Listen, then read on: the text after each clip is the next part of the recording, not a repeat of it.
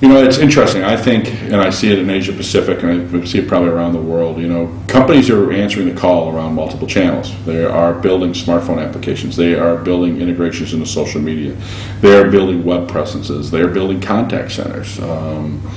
You know, they're building kiosks inside of branches or kiosks inside of stores.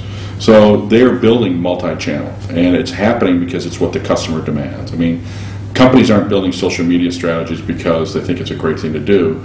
Companies are building it because their customers are demanding it. But what I think is lacking, and we touched base on it a little earlier, is the coordination of that effort. They're building them in silos. Marketing is going out and building a beautiful smartphone application, but that smartphone application has nothing to do with what the customer service strategy of that enterprise is. So I think that companies are reacting to it, but I think they're doing it in a siloed manner, and I think those siloed manners are creating frustration out amongst customers. You know, a customer doesn't care if you have a multi-channel strategy. A customer just wants to communicate. And a customer wants to have intelligent communications with the enterprise. And I think that's where we're falling short. I think that's where companies are falling short. It's the coordination of a customer service strategy around multi-channel. I think that contact centers operate the way they always operated. I don't think companies are putting strategies around how to tie the contact center in. And I think one of the ramifications of this, and this really happened, I was very involved in internet banking. I was very involved in the beginning of the internet banking boom.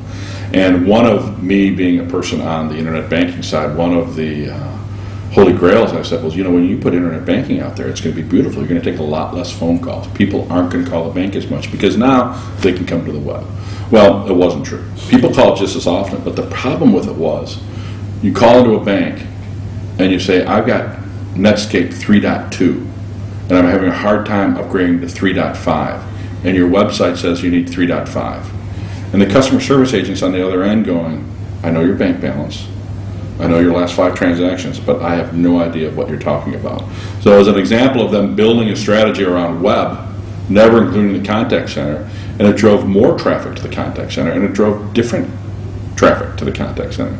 So the first thing companies had to do after they built their web strategies around the world, they had to build additional contact centers just to handle the issues with the website. So, I mean, I think that's an example of the fact that people are building these strategies, but they're not taking the full impact of how it's going to affect the customer. And, you know, they're building, you know, mobile apps are a great example. They're building dead-end applications, you know, mobile devices. Actually, are telephones too. They're not just data devices. Smartphone applications should be able to connect to the contact center. And when they connect to the contact center, there's a rich amount of information you can get off the smartphone. And so it's an example of multi-channel. I'm offering a smartphone, but I have no strategy on how to get that information on that smartphone back into my contact center so my customer service reps can do a better job of helping my customers with smartphones. And smartphones are booming right now, and there's not many people building strategies around how to take care of them from a customer service. Unifying the channels, you know, getting the communication across those channels so you know who the customer is, you know, why they're contacting you, no matter how they're contacting you, what their intent is, and then matching that customer from a smartphone, from a telephone, from the internet, from a chat, from an email, at a branch, at a kiosk, knowing that customer and matching that customer with the best person inside of your organization to take care of that situation. Maybe somebody in the contact center, maybe somebody outside of the contact center. And being able to, over the life of that conversation, that could start on the phone, then go to email, then go to chat, then go to a branch, and then get back to the phone, view that as it's a conversation.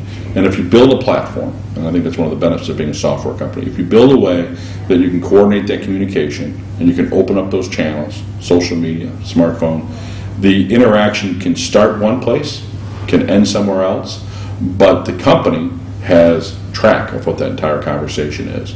So that when their people get involved, when the human elements get involved, they have all the information that they need to do a better job taking care of that customer. It's the right person at the right time to handle that situation for the customer. So I think from a consumer standpoint, it's going to be much, much easier dealing with organizations that deploy these type of strategies. When you have an issue, when you have a problem, when you have a desire to buy something else, when you have a question about how something works, you're going to want immediate response no matter what device you're at, no matter where you are. You're going to want immediate response, and you're going to want it to be right. I think that's the challenge, but I think companies, that's why they need to set themselves up.